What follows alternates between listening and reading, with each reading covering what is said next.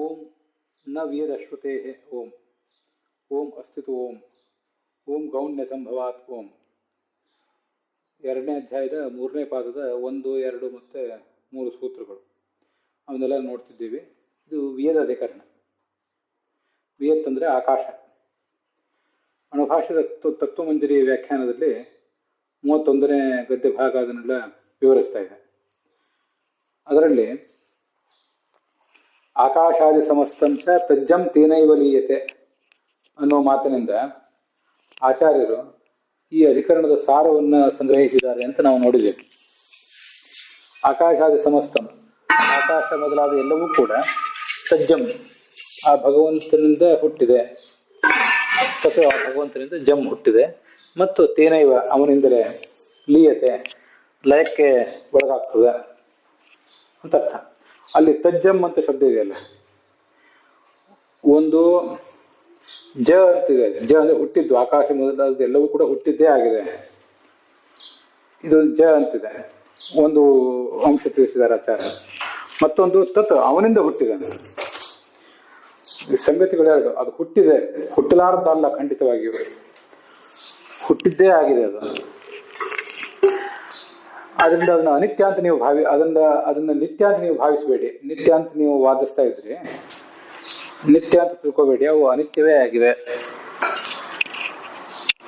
ಇದು ಮೊದಲನೇ ಅಂಶ, ನೀವು ಮಾಡಿದ ಆಕ್ಷೇಪಕ್ಕೆ ನಾವು ಕೊಟ್ಟು ಉತ್ತರ. ಎರಡನೇದ್ದು, ಅವು ಭಗವಂತನಿಂದ ಹುಟ್ಟಿವೆ, ಸ್ವತಂತ್ರವಾಗಿ ಹುಟ್ಟಿವೆ ಅಂತ ತಿಳ್ಕೋಬೇಡಿ. ಹೀಗೆ 2 ಪ್ರಶ್ನೆಗಳನ್ನು ನೀವು ಮಾಡಿದ್ರಿ ಈ ಹಿಂದೆ. ಈ ಹಿಂದಿನ 38ನೇ ಗದ್ಯ ಭಾಗದಲ್ಲಿ ಆ ಪ್ರಶ್ನೆ ಬಂದಿತ್ತು.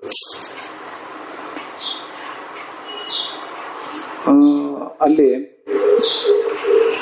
ಅನಾದಿರ್ವ ಅಯಂ ಆಕಾಶ ವಾಯುರಾವ ನಿತ್ಯ ನಿತ್ಯೋ ನಿತ್ಯಾನಂ ಇತ್ಯಾದಿನ ಆಕಾಶ ವಾಯು ಜೀವ ಅನುತ್ಪತ್ತಿ ಬೋಧಕೇನ ವೇದೇನ.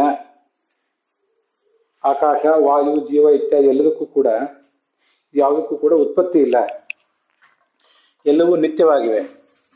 ನಿತ್ಯವಾಗಿವೆ ಅಂದಮೇಲೆ ಅವುಗಳನ್ನು ಸೃಷ್ಟಿಸುವ ಅಗತ್ಯ ಏನಿದೆ? ಭಗವಂತ ಅದನ್ನು ಸೃಷ್ಟಿಸುವಂಥ ಅಗತ್ಯ ಏನಿದೆ? ಅದರಿಂದ ಒಂದು ಸರ್ವಕರ್ತೃತ್ವಕ್ಕೆ ಭಂಗ ಬಂತು ಅಂತ ಒಂದು ಪ್ರಶ್ನೆ ಬಂದಿತ್ತು. ಇನ್ನೊಂದು ಜಡೋಪಾದಾನಕತ್ವ, ಅದು ಎಲ್ಲದಕ್ಕೂ ಕೂಡ ಜಡವೇ ಉಪಾದಾನ ಆಗಿದೆ ಅಂತ ಇನ್ನೊಂದು ವಿಷಯ ಬಂದಿತ್ತು. ಆದ್ದರಿಂದ ಭಗವಂತ ಯಾಕೆ ಸೃಷ್ಟಿ ಮಾಡೋದು? ಒಂದು ಜಡದಿಂದ ಇನ್ನೊಂದು ಜಡ ಹುಟ್ಟಿದೆ. ಸ್ವಾತಂತ್ರ್ಯೇಣ ವಾಯುವಾದಿ ಜಡೋಪಾದಾನಕತ್ವ ಬೋಧಕೇನ ವೇದವಾಕ್ಯೇನ. ಸ್ವತಂತ್ರವಾಗಿ ವಾಯು ಮೊದಲಾದ ಜಡಗಳೇ ಅಗ್ನಿ ಮೊದಲಾದ ಜಡಗಳಿಗೆ ಉಪಾದಾನ ಕಾರಣವಾಗಿವೆ ಅಂತ ಹೀಗೆ ಬಂದಿತ್ತು ವಿಷಯ. ಅಂತೂ ಈಗ ಈ ಥರದ 2 ವಾಕ್ಯಗಳಿವೆ. 2 ವಾಕ್ಯಗಳಿಂದ ನಿಮಗೆ ವಿರೋಧ ಬಂದಿದೆ ಅಂತ ತಾತ್ಪರ್ಯ. ಅದು ಹಿಂದೆ ಮಾಡಿದ 2 ಪ್ರಶ್ನೆಗಳು. ಆ 2 ಪ್ರಶ್ನೆಗಳಿಗೆ ಇಲ್ಲಿ ಉತ್ತರ. ಅತ್ರ ತಜ್ಜಂ ಇತ್ಯತ್ರ. ಜಂ ಅಂದ್ರೆ ಜನ್ಮವತ್ ಅಂತ ಅರ್ಥ. ಜನ್ಮವತ್ ಅಂತ ಅರ್ಥ ತೋರಿಸಿದ್ರಿಂದ ವೇದಾದಿ ನಯತ್ರಯಾರ್ಥೋಕ್ತ್ಯ ಅಲ್ಲಿ ಉಕ್ತ್ಯ ಅಂತ ಆಗಬೇಕು, ಉಕ್ತಯ ಅಂತ ಆಗಿದೆ. ಅದನ್ನ ಸ್ವಲ್ಪ ತಿದ್ಕೋಬೇಕು. ಮುಂದಿನೂ ಕೂಡ ಹಾಗೆ ಆಗಿದೆ, ಉಕ್ತ್ಯ. ಅದು ಈ ತಜ್ಜಂ ಅಂತ ಆಚಾರ್ಯ ಶಬ್ದವನ್ನು ಪ್ರಯೋಗ ಮಾಡಿರೋದ್ರಿಂದ ಈ ವೇದ ಅಧಿಕರಣ ಮೊದಲಾದ 3 ಅಧಿಕರಣಗಳಿದೆಯಲ್ಲ, ಆ 3 ಅಧಿಕರಣಗಳ ಅರ್ಥವನ್ನು ಸಂಗ್ರಹಿಸಿದಂತಾಗಿದೆ. ಆಗಿರುವುದರಿಂದ ಉಕ್ತ್ಯ, ಹೀಗದರದು ಸಂಗ್ರಹಿಸಿದಂತಾಗಿರುವುದರಿಂದ. ನಿಮ್ಮ ಮೊದಲ ಪ್ರಶ್ನೆಗೆ ನಾವು ಉತ್ತರ ಕೊಟ್ಟಾಗಾಯಿತು. ಆದ್ಯಶಂಕ, ಅದ್ಯಾವುದು ಆದ್ಯಶಂಕ ಅಂದ್ರೆ ಅದ್ಯಾವುದು ಹುಟ್ಲೇ ಇಲ್ಲ, ನಿತ್ಯವಾಗಿದೆ ಅಂತ ಆದ್ಯಶಂಕ ಇತ್ತು. ಆ ಆದ್ಯಶಂಕೆಗೆ ಉತ್ತರ ಕೊಟ್ಟಾಯಿತು, ಎಲ್ಲವೂ ಹುಟ್ಟಿದೆ ಅಂತ. ಆದ್ಯಶಂಕ ನಿರಸ್ತ, ಕೊನೆಗೆ ವಾಕ್ಯದ ಕೊನೆಗೆ ನಿರಸ್ತ ಅಂತಿದೆ. ಅದಾದ್ಮೇಲೆ ಇದು ಜಮ್ ಅನ್ನೋ ಶಬ್ದದಿಂದ ಇಷ್ಟು ನಾವು ಸೂಚನೆ ಮಾಡಿದಾಗಾಯ್ತು. ಮತ್ತೆ ತಜ್ಜಂ ಅಂತ ಹೇಳಿದಾರಲ್ಲ, ಅವನಿಂದ ಹುಟ್ಟಿದೆ ಅಂತ. ಅವನಿಂದ ಹುಟ್ಟಿದೆ ಅಂತ ಹೇಳಿರೋದ್ರಿಂದ ಯಾವುದೂ ಕೂಡ ಈ ಜಡವಾಗಲಿ ಚೇತನವಾಗಲಿ ಯಾವುದೂ ಕೂಡ ಸ್ವತಂತ್ರವಾಗಿ ಹುಟ್ಟಿಲ್ಲ, ಎಲ್ಲವೂ ಕೂಡ ಭಗವಂತನಿಂದಲೇ ಹುಟ್ಟಿದೆ. ಸ್ವತಂತ್ರವಾಗಿ ತಾವೇ ತಾವಾಗಿ ಹುಟ್ಟುವಂಥ ಶಕ್ತಿನೇ ಅವಕ್ಕಿಲ್ಲ. ಅವಕ್ಕಿರೋದೆಲ್ಲ ಇನ್ನು ಯಾರೊಬ್ಬರು ಚೇತನ ಅವುಗಳನ್ನು ಹುಟ್ಟಿಸ್ಬೇಕು. ಹಾಗೆ ಹುಟ್ಟಿಸಿದಾಗಲೇ ಅವು ಹುಟ್ಟುವುದು ಸಾಧ್ಯ ಅಂತ. ಹೀಗೆ ಸ್ವತಂತ್ರವಾಗಿ ಅವೇ ಹುಟ್ಟುತ್ತವೆ ಅನ್ನೋ ಪ್ರಶ್ನೆಗೂ ಕೂಡ ಉತ್ತರ ಕೊಟ್ಟಾಗಾಯ್ತು. ಈ ಥರ ಆದ್ಯ ಶಂಕ ದ್ವಿತೀಯ ಶಂಕ ಇವೆರಡೂ ಶಂಕೆಗಳನ್ನು ನಾವು ನಿವಾರಿಸಿದಾಗಾಯಿತು ಅಂತ ಹೇಳ್ತಾ ಇದ್ದಾರೆ. ತಜ್ಜಮ್ ಅನ್ನೋ ಒಂದು ಶಬ್ದ, ಒಂದೇ ಶಬ್ದದಿಂದ ಇವೆರಡೂ ಕೆಲಸ ಆಗಿದೆ ಅಂತ ತಾತ್ಪರ್ಯ.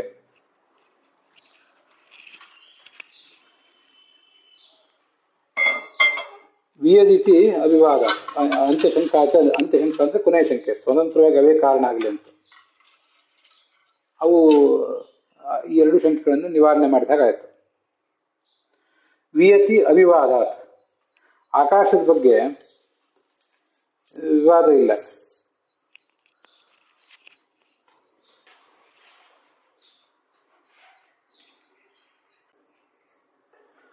ತತ್ವಮಂಜರಿಯಲ್ಲಿ ವಿಯತಿ ಅವಿವಾದಾತ್ ಅಂತ ಒಂದು ಶಬ್ದ ಇದೆ. ಅದರ ಅರ್ಥ ಏನು ಅಂತ ನನಗೆ ಸ್ವಲ್ಪ ಗೊಂದಲ ಇದೆ, ನಾನು ಗಮನಿಸ್ತೇನೆ. ಅದನ್ನು ಕೆ.ಟಿ. ಪಾಂಡುರಂಗಾಚಾರ್ಯರು ಕೂಡ ಕೆಳಗಡೆ ಅನುವಾದಿಸಿಲ್ಲ ಅನ್ನೋದನ್ನು ಇದನ್ನು ಕೇಳುವವರೆಲ್ಲರೂ ಕೂಡ ಗಮನಿಸಬೇಕು.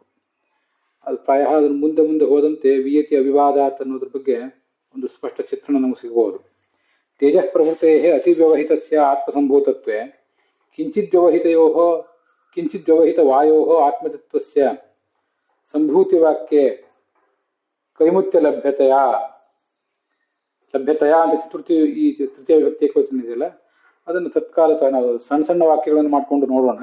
ಅದಕ್ಕೆ ಸಂಭೂತತ್ವ ಅಂತ ಹೀಗೆ ಅದನ್ನು ಒಂದು ಫುಲ್ ಸ್ಟಾಪ್ ಹಾಕೋಣ. ಈಗ ತೈತರೀಯ ಉಪನಿಷತ್ತಲ್ಲಿ ಬರುವಂಥದ್ದು ಸಂಭೂತಿ ವಾಕ್ಯ. ಸಂಭೂತಿ ವಾಕ್ಯ ಅಂದರೆ ಇವೆಲ್ಲವೂ ಕೂಡ ಹುಟ್ಟಿವೆ ಅಂತ ಹೇಳುವಂಥ ವಾಕ್ಯ. ಆತ್ಮನ ಆಕಾಶ ಸಂಭೂತಃ, ಆತ್ಮನಿಂದ ಆಕಾಶವು ಹುಟ್ಟಿದೆ. ಆಕಾಶಾದ್ ವಾಯು, ಆಕಾಶದಿಂದ ವಾಯು ಹುಟ್ಟಿದೆ. ವಾಯು ಅಗ್ನಿ, ವಾಯುವಿನಿಂದ ಅಗ್ನಿ ಹುಟ್ಟಿದೆ. ಅಗ್ನಿ ಆಪಃ, ಅಗ್ನಿಯಿಂದ ನೀರು ಹುಟ್ಟಿದೆ. ಅದ್ಭ್ಯ ಪೃಥಿವಿ, ಪೃಥಿವ್ಯಾ ಓಷಧಯ, ಓಷಧಿಭ್ಯ ಅನ್ನಂ, ಪೃಥ್ವಿಯಿಂದ ಎಲ್ಲ ಆಹಾರ ಪದಾರ್ಥಗಳು ಹುಟ್ಟಿವೆ. ಅದರಿಂದ ಓಷಧಿಭ್ಯ ಅನ್ನಂ, ಅದರಿಂದ ಅನ್ನ ಹುಟ್ಟಿದೆ. ಅನ್ನಾತ್ ಪುರುಷ, ಅನ್ನದಿಂದಲೇ ಪುರುಷ ಬೆಳಿತಾನೆ ಅಂತ. ಹೀಗೆ ಇದಿಷ್ಟನ್ನ ಸಂಭೂತಿ ವಾಕ್ಯ ಅಂತ ರಾಘವೇಂದ್ರ ಸ್ವಾಮಿ ತಗೊಂಡಿದ್ದಾರೆ. ಸಂಭೂತಿ ವಾಕ್ಯ ಅಂತ ಎಲ್ಲವೂ ಕೂಡ ಹುಟ್ಟಿದೆ ಅಂತ ಹೇಳುವಂಥ ವೇದವಾಕ್ಯ. ಇಲ್ಲಿ ಈ ಮುಂದಿನ ಸೂತ್ರಗಳಲ್ಲಿ, ಬ್ರಹ್ಮಸೂತ್ರಗಳಲ್ಲಿ ವೇದವ್ಯಾಸರು ಏನು ತಗೊಂಡಿದ್ದಾರೆ? ಆಚಾರ್ಯರು ನಿರೂಪಣೆ ಮಾಡಿರೋ ರೀತಿ ಒಂದು ಸ್ವಲ್ಪ ಬೇರೆ ಇದೆ. ವೇದವ್ಯಾಸರು ನಿರೂಪಣೆ ಮಾಡಿರುವಂಥ ರೀತಿ ಒಂದು ಸ್ವಲ್ಪ ಬೇರೆ ಇದೆ. ಈ ತೇಜಃ ಪ್ರವೃತ್ತಿ ಅಗ್ನಿ ಮತ್ತೆ ಅಗ್ನಿ, ಅಪ ಮತ್ತೆ ಪೃಥ್ವಿ, ಈ ಮೂರು. ತೇಜಃ ಪ್ರವೃತ್ತಿ ಅಂದ್ರೆ ತೇಜಸ್ಸು ಮೊದಲಾದ ಮೂರು ಅಂತ ಅರ್ಥ. ತೇಜಸ್ಸು, ಜಲ ಮತ್ತೆ ಪೃಥ್ವಿ, ಈ ಮೊದಲಾದ ಮೂರು. ಈ ಮೂರು ಏನಾಗಿದೆ? ಅತಿ ವ್ಯವಹಿತವಾಗಿದೆ, ಅಂದ್ರೆ ಆಮೇಲೆ ಬಂದಿದೆ. ಆ ಕ್ರಮದಲ್ಲಿ ತೈತ್ರೀಯ ಉಪನಿಷತ್ತಿನಲ್ಲಿ ಹೇಳಲ್ಪಟ್ಟಂತಹ ಕ್ರಮದಲ್ಲಿ ಮೊದಲು ಬಂದಿರುವಂಥದ್ದು ಆತ್ಮನ ಆಕಾಶ ಸಂಭೂತ, ಆಕಾಶ ಹುಟ್ಟಿದೆ ಅಂತ ಮೊದಲು ಅಲ್ಲಿ ವರ್ಣಿತ ಆಗಿದೆ. ಅದಾದ್ಮೇಲೆ ವಾಯುವಿನ ಬಗ್ಗೆ ವರ್ಣನೆ ಬಂದಿದೆ. ಆಕಾಶ ವಾಯುಗಳಾದ ಬಳಿಕ ಬಂದಿರುವಂಥದ್ದು ಈ ಅಗ್ನಿ, ಅಪ ಮತ್ತು ಪೃಥ್ವಿ, ಈ ಮೂರು.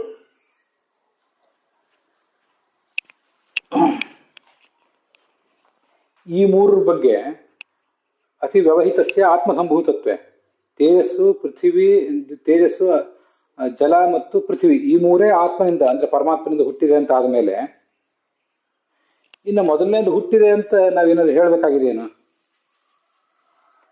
ಅದು ಮೂರನೇದ್ದು, ನಾಲ್ಕನೇದ್ದು, ಐದನೇದು ಹುಟ್ಟಬೇಕಾದ್ರೆ ಎರಡನೇದ್ದು ಮತ್ತು ಒಂದನೇದ್ದು ಹುಟ್ಟಲೇಬೇಕಲ್ಲ. ಒಂದನೇದ್ದು ಎರಡನೇದ್ದು ಹುಟ್ಟದೆ ಹೋದ್ರೆ 3, 4, 5 ಹುಟ್ಟೋದು ಹೇಗೆ? ಹೀಗೊಂದು ಕೈಮುತ್ಯ ನ್ಯಾಯವನ್ನ ವೇದವ್ಯಾಸ ದೇವರು ತಮ್ಮ ಸೂತ್ರಗಳಲ್ಲಿ ಅನುಸರಿಸಿದ್ದಾರೆ. ಸೂತ್ರವನ್ನು ರಚನೆ ಮಾಡುವ ಕ್ರಮದಲ್ಲಿ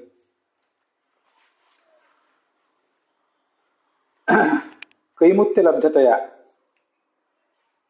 ಅತಿ ವ್ಯವಹಿತಗಳಾದಂಥ ತೇಜಸ್ಸು, ಜಲ ಮತ್ತೆ ಪೃಥ್ವಿ ಈ ಮೂರು ಆತ್ಮನಿಂದ ಹುಟ್ಟಿದೆ ಅಂತ ತೀರ್ಮಾನ ಆದ್ಮೇಲೆ, ಸಂಭೂತತ್ವೇ ಹುಟ್ಟಿದೆ ಅಂತ ತೀರ್ಮಾನ ಆದ್ಮೇಲೆ ಕಿಂಚಿತ್ ವ್ಯವಹಿತ, ಸ್ವಲ್ಪವೇ ವ್ಯವಹಿತವಾಗಿರುವಂಥದ್ದು ಈ ವಾಯು.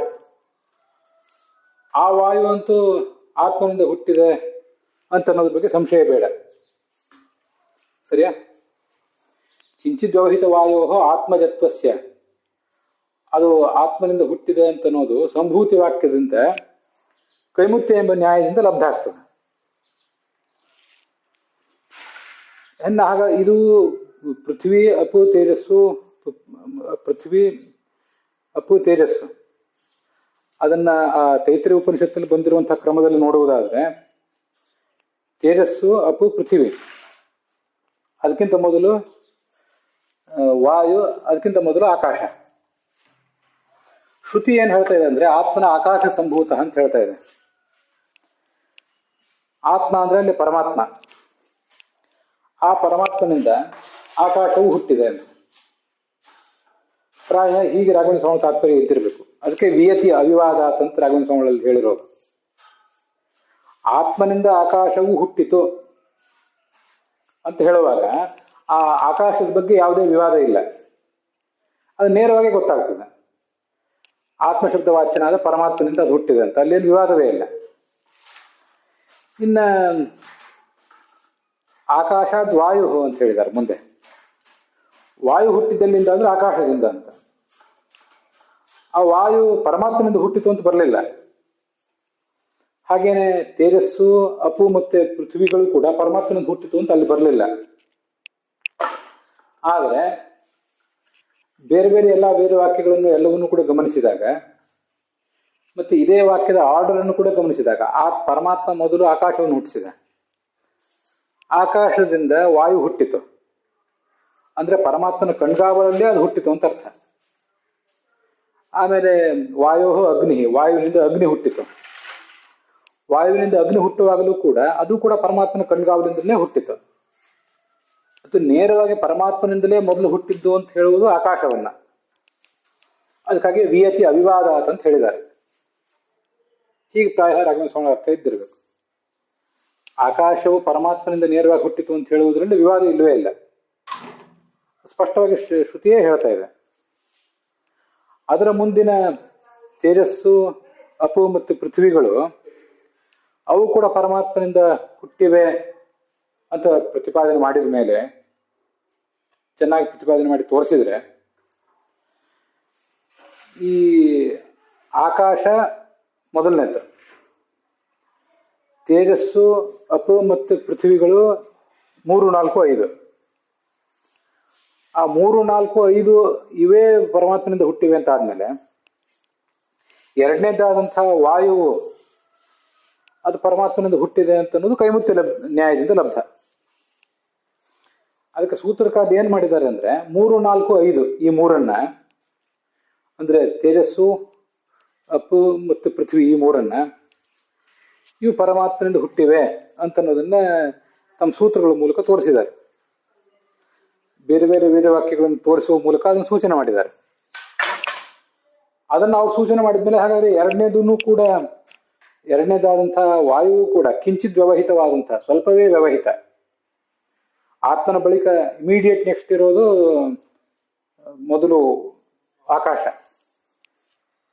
ಆ ಆಕಾಶದ ಬಳಿಕ ಇರುವಂಥದ್ದು ಅದು ಕಿಂಚಿತ್ ಸ್ವಲ್ಪ ಮುಂದೆ ಇರುವಂಥದ್ದು ವಾಯು. ಆಮೇಲೆ ತೇಜಸ್ಸು ಮತ್ತೆ ಅಪು ಪೃಥ್ವಿ ಅಂತ ಈ ಮೂರೇನಿದೆ ಅದು ಅತಿ ವ್ಯವಹಿತ. ಆತ್ಮನ ಬಳಿಕ ತುಂಬಾ ಮುಂದೆ ಇದೆ, ಈ 5ರ ಕ್ರಮದಲ್ಲಿ ತುಂಬಾ ಮುಂದೆ ಇವೆ ಅವು. ಆದ್ರಿಂದ ಅದನ್ನು ಅತಿ ವ್ಯವಹಿತ ಅಂತ ಹೇಳಿದ್ದಾರೆ. ಸಂಖ್ಯೆನೇ ನಮ್ಗೆ ತೋರಿಸ್ತದೆ, 3, 4, 5 ಅಂತಾನೆ ತೋರಿಸ್ತದೆ. ವಾಯು ಕಿಂಚಿತ್ ವ್ಯವಹಿತ, ಯಾಕಂದ್ರೆ ಅದು 2ನೇ ಸ್ಥಾನದಲ್ಲಿದೆ. ಅದರಿಂದ 3, 4, 5 ಇವು ಆತ್ಮನಿಂದ ಹುಟ್ಟಿವೆ ಅಂತ ಶ್ರುತಿ ತೋರಿಸಿಕೊಟ್ಟ ಮೇಲೆ, ಶ್ರುತಿಗಳ ಮೂಲಕ ವ್ಯಾಸರು ತೋರಿಸಿಕೊಟ್ಟ ಮೇಲೆ ಎರಡನೇದು ಕೂಡ ಹುಟ್ಟಿದೆ ಅಂತ ಅವರು ಪ್ರತ್ಯೇಕವಾಗಿ ಹೇಳಬೇಕಾಗ್ತಿಲ್ಲ. ಹೀಗೆ ಕೈಮುತ್ಯ ನ್ಯಾಯ. ಮತ್ತೆ ಒಂದನೇದ್ರ ಬಗ್ಗೆ ವಿವಾದವೇ ಇಲ್ಲ, ನೇರವಾಗಿ ಆತ್ಮನಿಂದ ಅದು ಹುಟ್ಟಿದೆ ಅಂತ ವರ್ಣನೆ ಬಂದೇ ಬಿಟ್ಟಿದೆ.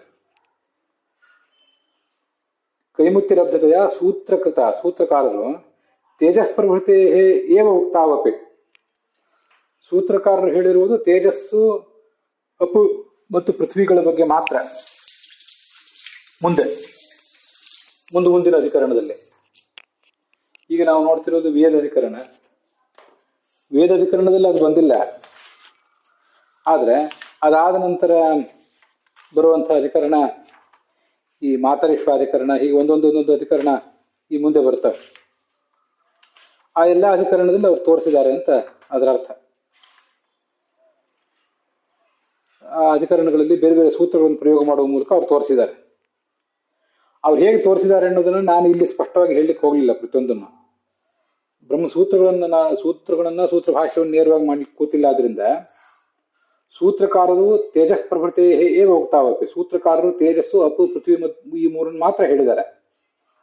ಅದನ್ನು ಹೇಳಿದ್ರೂ ಕೂಡ ಇದು ಸೂತ್ರಕಾರ ಹೇಳಿರುವ ರೀತಿ ಹೀಗಿದೆ. ಆದ್ರೆ ಆಚಾರ್ಯರು ಹಾಗೆ ಹೇಳಲಿಲ್ಲ. ಕೈಮುತ್ಯ ನ್ಯಾಯ ಅನುಸರಣೆ ಮಾಡಲಿಲ್ಲ. ಕೈಮುತ್ಯ ನ್ಯಾಯ ಸೂತ್ರಕಾರ ಹೇಳಿದ್ದಾರೆ, ಅದಕ್ಕೆ ವ್ಯಾಖ್ಯಾನ ಮಾಡುವಾಗ ಇವರು ಹಾಗೇ ಹೇಳಬೇಕಂತೇನಿಲ್ಲ. ಕೈಮುತ್ಯಂ ಅನನುಸೃತ್ಯ.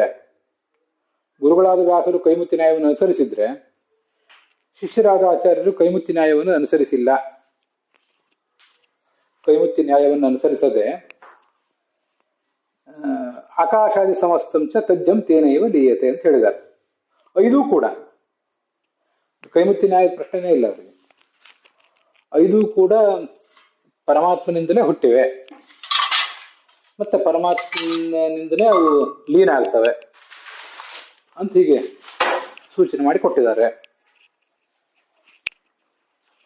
ಇದು ಅದ್ರ ತಾತ್ಪರ್ಯ ಇದ್ದಂತೆ ಕಾಣಿಸ್ತದೆ. ವಿಯತ್ಯವಿವಾದಾತ್ ಅಂತ ಏನಿದೆಯಲ್ಲ, ಆ ವಾಕ್ಯಕ್ಕೆ ಹೀಗರ್ಥ. ವಿಯತಿ ಆಕಾಶಕ್ಕೆ ಸಂಬಂಧಿಸಿದಂತೆ ಸಪ್ತಮಿ ವಿಭಕ್ತಿ ಇದೆ, ವಿಯತಿ ಅಂತ. ಆ ಆಕಾಶದ ಉತ್ಪತ್ತಿಗೆ ಸಂಬಂಧಿಸಿದಂತೆ ವಿವಾದವಿಲ್ಲ. ಯಾಕೆಂದ್ರೆ ಆತ್ಮನ ಆಕಾಶ ಸಂಭೂತ. ವೇದ ಶಬ್ದದ ಅರ್ಥ ಆಕಾಶ. ಅದು ಆತ್ಮನಿಂದ ಪರಮಾತ್ಮನಿಂದ ನೇರವಾಗಿ ಹುಟ್ಟಿದೆ ಅಂತ ವೇದದಲ್ಲಿ ಸ್ಪಷ್ಟವಾಗೇ ಇದೆ. ಆದ್ರಿಂದ ವಿವಾದ ಇಲ್ಲ. ತೇಜಸ್ಸು ಅಪ್ಪು ಮತ್ತು ಪೃಥ್ವಿಗಳ ಬಗ್ಗೆ ವ್ಯಾಸರು ಹೇಳಿದ್ದಾರೆ ಮುಂದಿನ ಸೂತ್ರಗಳಲ್ಲಿ. ಇನ್ನು ಉಳಿದದ್ದು ವಾಯುವಿನ ಉತ್ಪತ್ತಿ ಕೈಮುತ್ಯ ನ್ಯಾಯದಿಂದ ಸಿದ್ಧ ಆಗ್ತದೆ ಪರಮಾತ್ಮನಿಂದಲೇ ಅಂತ ಹೀಗರ್ಥ. ಅಲ್ಲಿಗೆ ಈ ಭಾಗ ಸಮಾಪ್ತವಾಗಿದೆ.